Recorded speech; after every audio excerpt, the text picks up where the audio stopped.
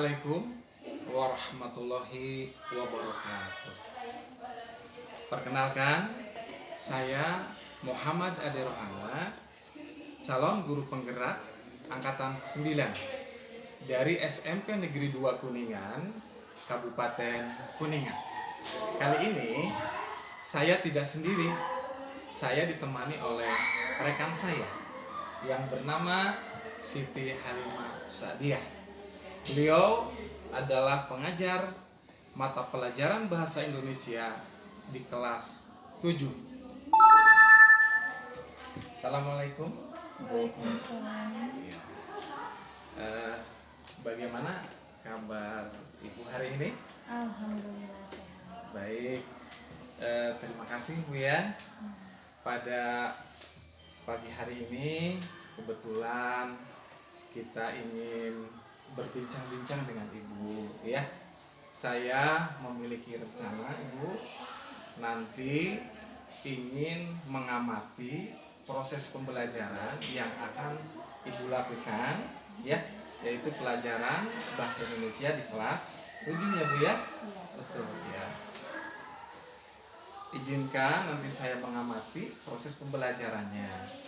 Sebelum proses pembelajaran nanti pada pagi hari ini, izinkan saya memberikan beberapa pertanyaan kepada Ibu ya. Kesempatan ini itu adalah disebut dengan istilah pra-observasi atau pengamatan sebelum nanti saya melakukan pengamatan pada saat proses pembelajaran di kelas ya. Barangkali Ibu tidak keberatan kalau nanti saya memberikan beberapa pertanyaan terkait rencana pembelajaran yang akan Ibu lakukan. Ya, saya tidak keberatan. Baik, terima kasih Bu ya. Bu, Ibu mengajar mata pelajaran bahasa Indonesia di kelas 7 ya Bu ya. Yang pertama yang ingin saya tanyakan adalah kira-kira nanti apa tujuan pembelajaran yang ingin dicapai oleh Ibu pada saat nanti melakukan proses pembelajaran. Untuk pertemuan nanti kebetulan saya akan membahas mengenai materi struktur teks prosedur. Betul. Tujuan pembelajaran yang ingin saya capai, yang sudah saya susun rancangan pembelajarannya, yaitu peserta didik mampu memahami ciri teks prosedur dengan menemukanali strukturnya agar dapat menyajikannya dengan baik. Baik, berarti tujuan pembelajaran nanti yang akan dicapai ya, yaitu adalah tentang ciri teks prosedur ya, strukturnya ya. Baik, barangkali ini dalam teks prosedur nanti yang akan Ibu kembangkan. Apakah ada mungkin macam-macam dari teks prosedur yang nantinya akan dijadikan sebagai tujuan capaian pembelajaran? Ya, kebetulan di teks prosedur ini ada beberapa jenisnya. Kemudian di area pengembangannya saya akan mengambil dua, yaitu di pengetahuan dan keterampilan. Bagian pengetahuannya saya mengharapkan peserta didik dapat memahami ciri struktur teks prosedur. Kemudian di bagian keterampilannya, saya berharap peserta didik dapat menentukan dan menyajikan struktur teks prosedur. Selain itu, peserta didik juga dapat meningkatkan keaktifan, kolaborasi, dan kepercayaan dirinya. Baik Ibu ya. Berarti nanti pengembangan yang nantinya akan dikembangkan oleh Ibu dari teks prosedur itu berarti ada dua terutama Ibu ya. Yang pertama adalah pengembangan tentang pengetahuan ya. Dan yang kedua adalah pengembangan tentang keterampilan ya Bu ya. Untuk pengembangan pengetahuan nanti Ibu akan mengembangkan tentang bagaimana anak-anak memahami tentang ciri-ciri sebuah teks prosedur ya. Kemudian keterampilannya nanti mungkin peserta didik itu bisa menyajikan sebuah teks prosedur. Barangkali seperti itu ya, bisa menentukan dan juga ya menentukan strukturnya menyajikannya dalam sebuah teks barangkali begitu ya. Ya. Baik Ibu, mungkin pertanyaan yang berikutnya Ibu ya. Kira-kira Bu, nanti berdasarkan area pengembangan yang tadi Ibu sebutkan, kira-kira strateginya apa? Strategi pembelajaran yang akan Ibu gunakan pada saat nanti melakukan proses pembelajaran. Baik. Untuk strateginya yaitu pembelajaran berdiferensiasi yang terintegrasi dengan pembelajaran sosial emosional. Kemudian saya akan membaginya ke dalam kelompok secara heterogen. Nah, nanti saya juga akan menggunakan model pembelajaran discovery learning. Untuk metode pembelajarannya yaitu diskusi kelompok, tanya jawab, dan penugasan.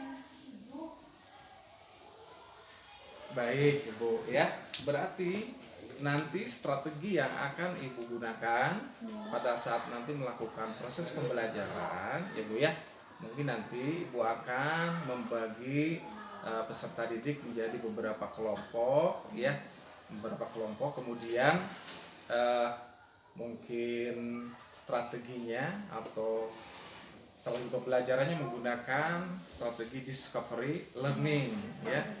Ya, kemudian nanti metode dan mungkin teknik pembelajarannya itu akan menggunakan teknik diskusi kelompok ya, tanya jawab gitu kan, dan mungkin juga nanti ada penampilan dari peserta didik. Baik Bu ya. Kemudian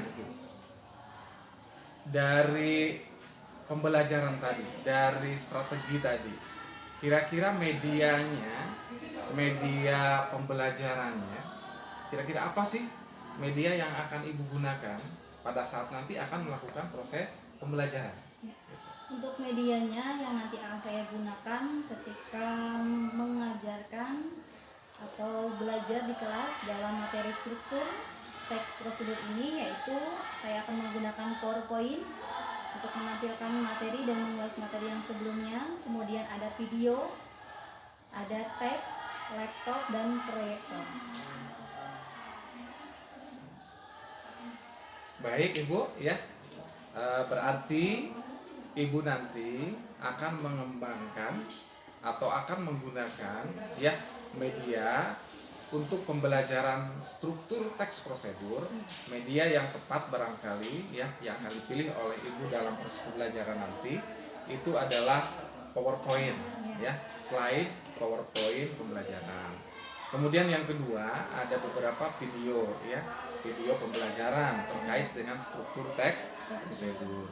Kemudian menggunakan juga teks laporan prosedur ya, dan mungkin juga nanti menggunakan laptop ya, menggunakan sarana-sarana yang lain yang nanti mendukung proses pembelajaran.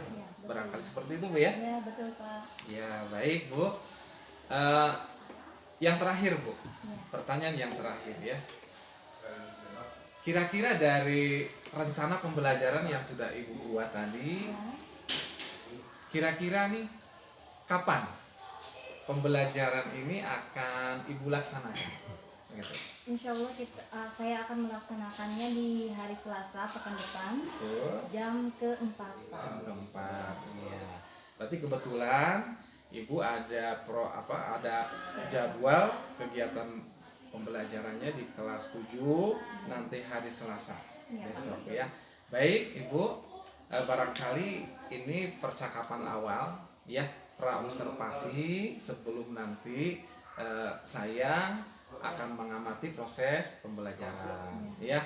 Jadi sekali lagi saya mengucapkan terima kasih kepada Ibu yang sudah bersedia Bu ya untuk berbincang-bincang tentang rencana pembelajaran yang nanti akan Ibu lakukan. Mudah-mudahan pembelajarannya nanti bisa terlaksana dengan baik ya Bu ya. Iya, terima kasih. Barangkali itu ya Bu ya. Nanti saya hari Selasa akan mengamati pembelajaran. Ya, silakan Pak. Iya, terima kasih Bu. Sama-sama. Ya. Assalamualaikum. Waalaikumsalam. Assalamualaikum warahmatullahi wabarakatuh. Waalaikumsalam warahmatullahi wabarakatuh.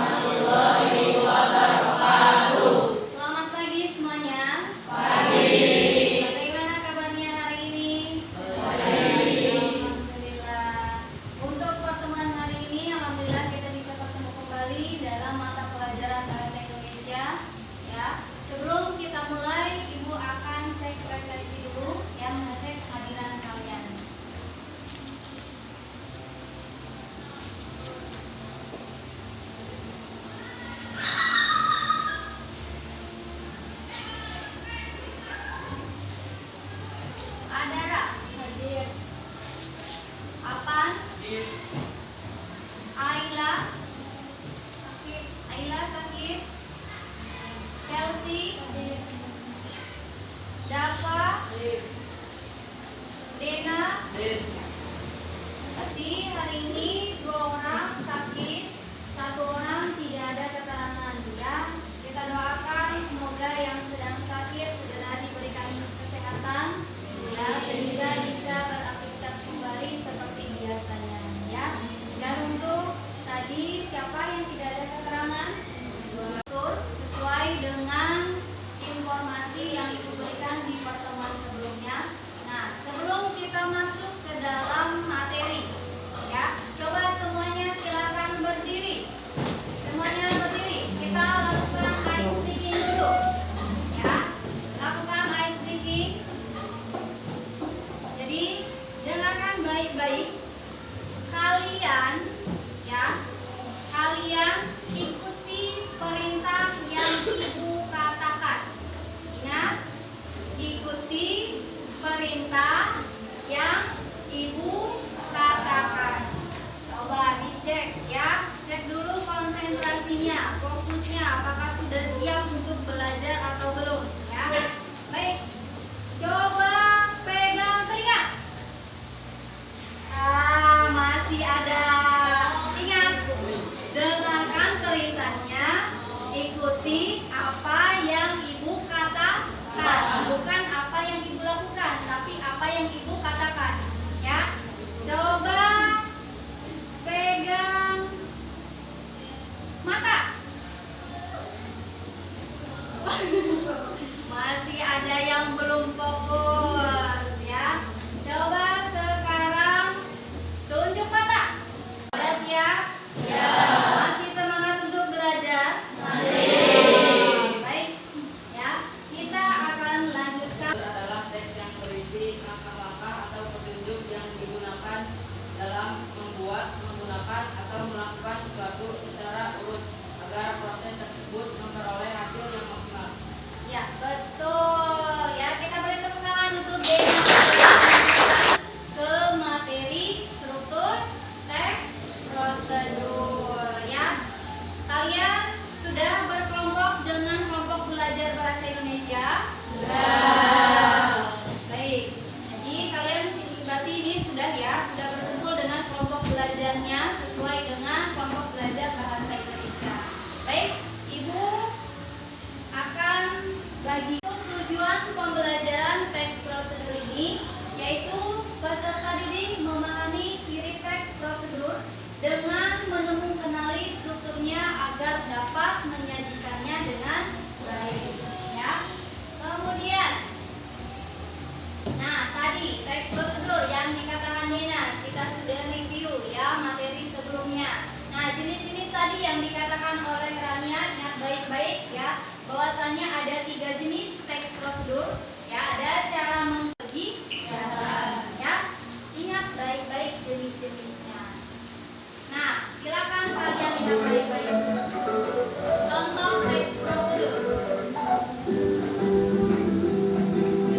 Contoh teks prosedur disusun oleh Siti Nurani Fatimah. Simak dengan baik ya. Judul: Cara membuat es coklatos matcha. Teks prosedur ini tadi di video ya. Ingat bahwasanya kalau teks prosedur ini mempunyai ciri-ciri ya. Ciri-cirinya itu ada takaran atau ukuran yang akurat. Ya, coba kita lihat kembali di sini ya, dalam video ini. Ya. Di sini ada contoh teks prosedur. Salah satunya adalah cara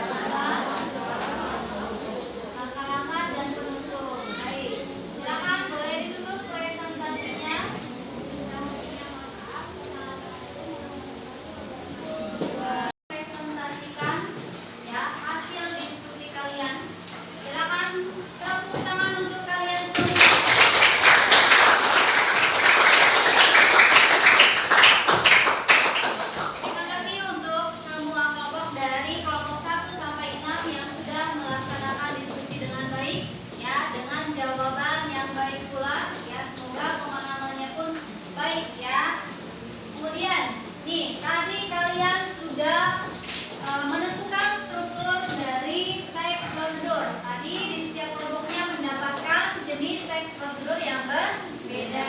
Ada apa saja tadi? Ada cara membuat, kemudian cara menggunakan atau melakukan dulu ya. Kemudian ada lagi yang ketiga adalah cara menggunakan atau memainkan alat musik. Tadi ya di kelompok Jikri itu ada memainkan alat musik nah ini tadi ya bahan bacaannya pun kalian sudah mendapatkannya, bahwasanya struktur teks prosedur ini ada 4, tapi strukturnya ini tergantung dari jenis teks prosedurnya itu sendiri ya, sesuai dengan tadi yang sudah kalian diskusikan ya. Kalau untuk tadi dari hasil diskusi kalian tadi, untuk cara membuat itu ada 4 struktur ya, berarti semua struktur di sini ada semua. Kemudian dari cara melakukan dan cara menggunakan tadi hanya 3 struktur karena tidak ada alat dan bahan ya. Alat dan bahan ini hanya untuk cara membuat. Kalian silakan isi fakta konsep yang akan ibu bagikan ya. Tadi cara melakukan siapa? Ini kelompok apa? Membuat.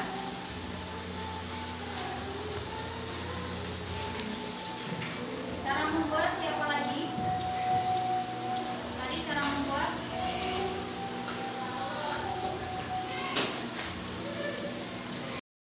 Teks prosedur. Coba ada yang mau menyimpulkan mengenai pembelajaran hari ini?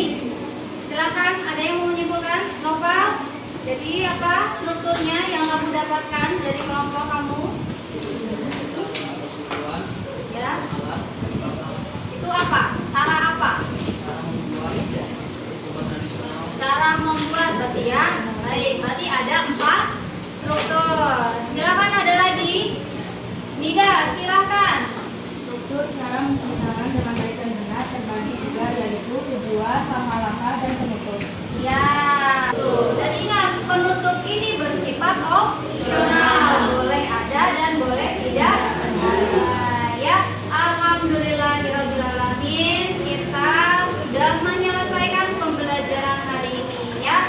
Mari kita ucapkan hamdalah bersama-sama.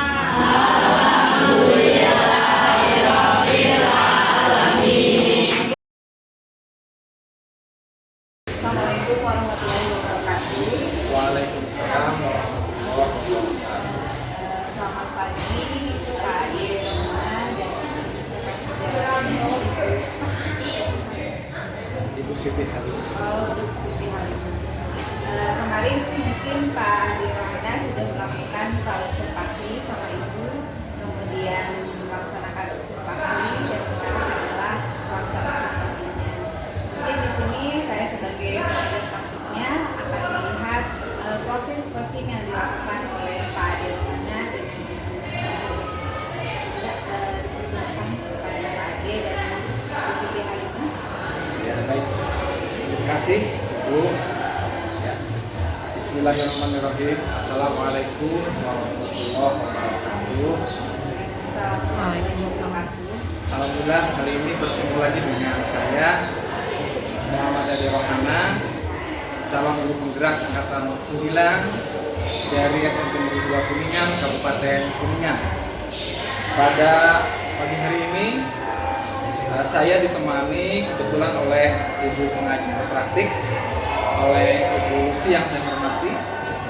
Kemudian kebetulan ada rekan sejawat saya yang sekarang telah hadir, dan secara kebetulan kami sudah melakukan pra-observasi, dan kebetulan saya juga sudah mengamati kegiatan pembelajaran. Ya, barangkali rekan saya mau memperkenalkan diri. Terima kasih Bapak atas waktu dan kesempatannya. Perkenalkan, saya Siti Halimah Syadiah sebagai guru pengajar kelas 7 materi atau mata pelajaran bahasa Indonesia. Baik, terima kasih. Ya, selamat pagi. Ya, selamat pagi Bapak. Alhamdulillah, Ibu pagi ini bersedia kembali untuk diajak berbincang-bincang ya. Sekali lagi saya mengucapkan terima kasih. Bagaimana kabarnya Bu hari ini? Alhamdulillah baik Pak. Alhamdulillah. Seperti halnya waktu kita mengadakan kegiatan praobservasi ya, itu waktu itu hari Selasa yang lalu ya, dan pada pagi hari ini kebetulan ini saya ditemani oleh pengajar praktik akan melaksanakan kegiatan pasca observasi yang sudah waktu itu dilakukan pembelajaran di kelas, yaitu kelas 7 ya Bu ya. Apakah nanti saya akan memberikan beberapa pertanyaan kepada Ibu, barangkali apakah Ibu tidak keberatan kalau nanti saya mengajukan beberapa pertanyaan? Terima kasih Bu ya. Yang pertama Bu, nah, saya sudah mengamati kegiatan pembelajaran yang waktu itu Ibu lakukan ya. Yang ingin saya tanyakan yang pertama adalah bagaimana perasaan Ibu pada saat melaksanakan kegiatan pembelajaran yang kebetulan waktu itu saya melakukan kegiatan observasi. Kira-kira perasaan Ibu bagaimana? Alhamdulillah setelah pelaksanaan kegiatan pembelajaran kemarin, saya merasa senang dan lega karena pembelajaran bisa berjalan dengan baik. Kemudian pembelajaran sesuai dengan tujuan pembelajaran yang saya tentukan. Iya. Kalau begitu sama kemarin itu Ibu merasa senang ya. Saya lihat juga enjoy kegiatan pembelajarannya dan Ibu menikmati. Ya. Jadi sekarang itu kita akan berbincang-bincang seputar kegiatan pembelajaran kemarin. Ya. Kemudian yang kedua,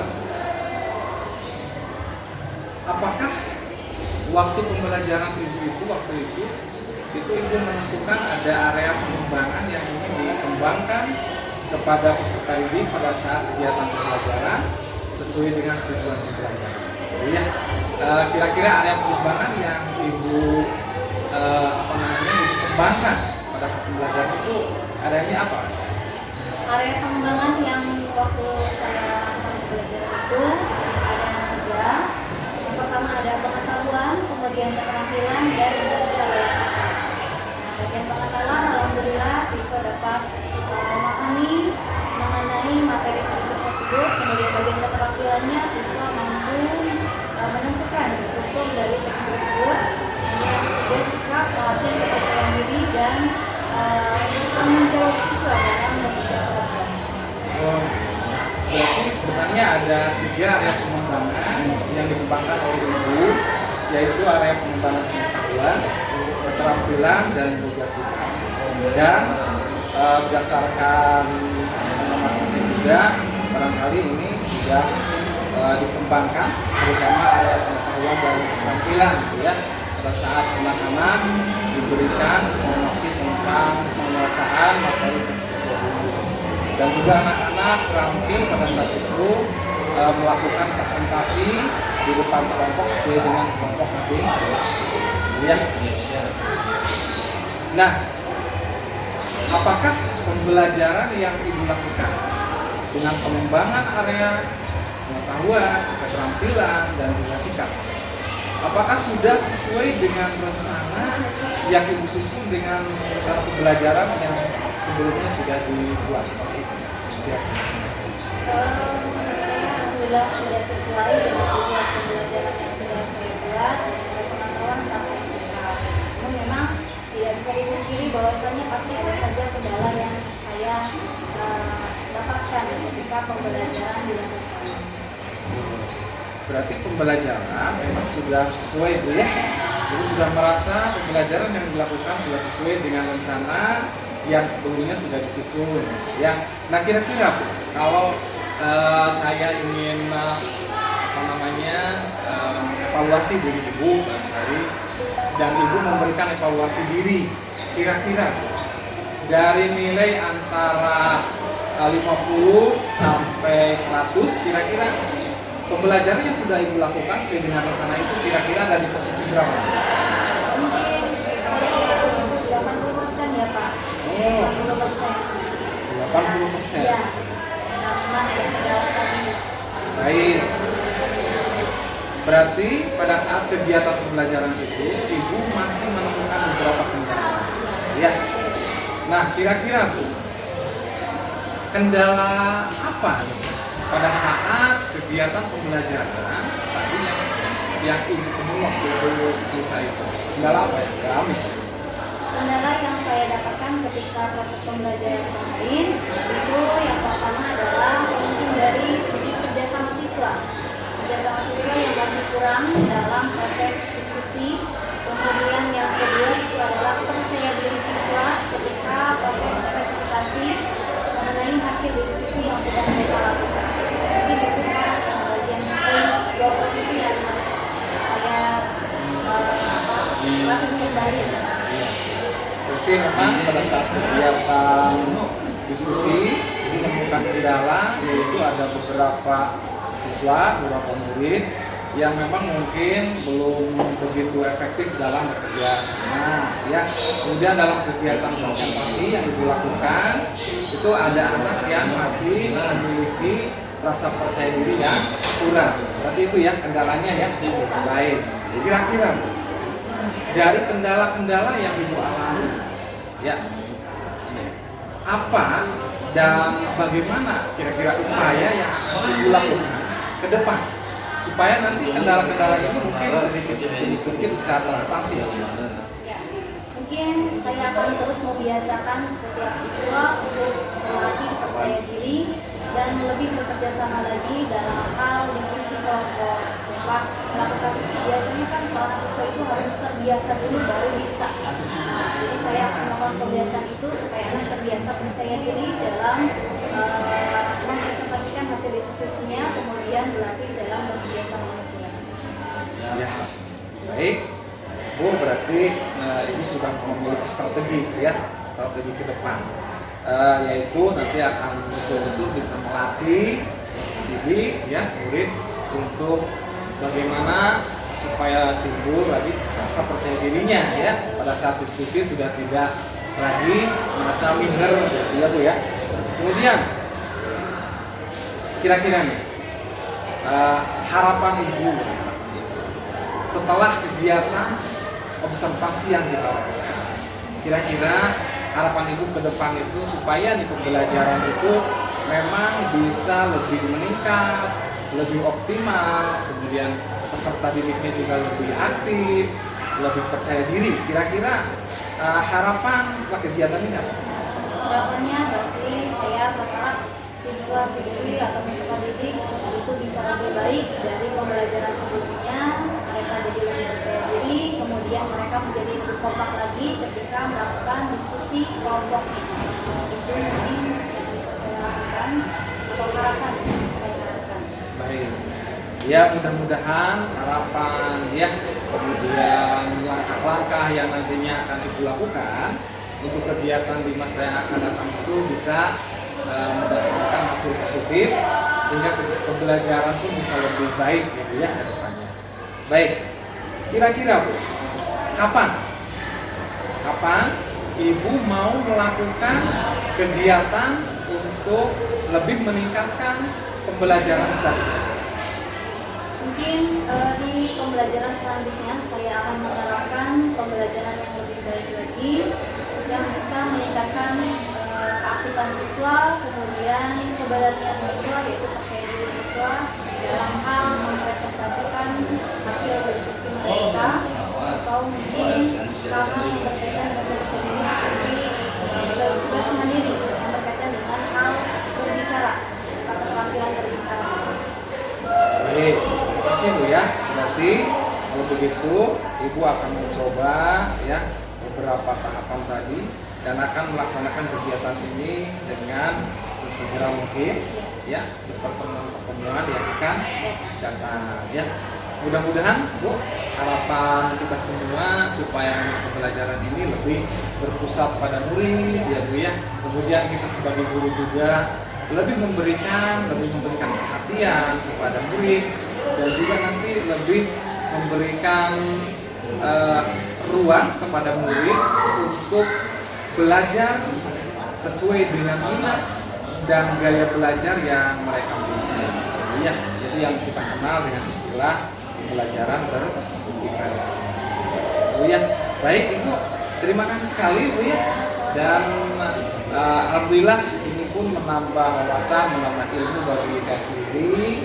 Setelah berbincang-bincang dengan Ibu, akhirnya barangkali kita bisa meningkatkan bagaimana supaya pembelajaran kita bisa lebih baik dan lebih berpusat pada ini ya. Terima kasih Bu ya. Ya, sama-sama Pak. Ya, dan barangkali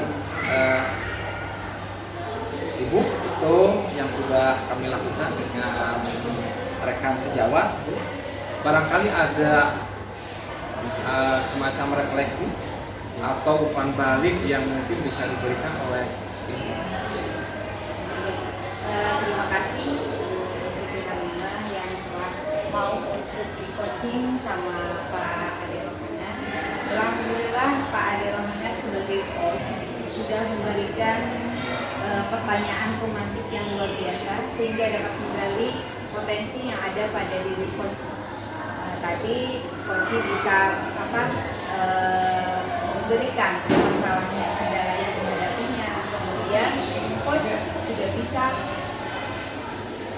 memberikan pertanyaan yang bisa menarik sehingga coach memberikan solusinya dari sini.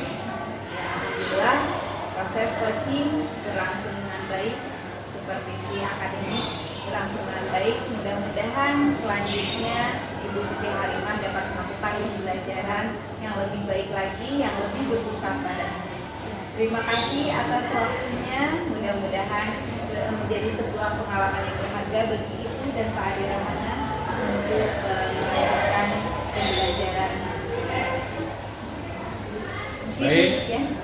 Ya, barangkali demikian Ibu, kegiatan sudah selesai dan barangkali sama-sama ya saya akhiri. Assalamualaikum warahmatullahi wabarakatuh.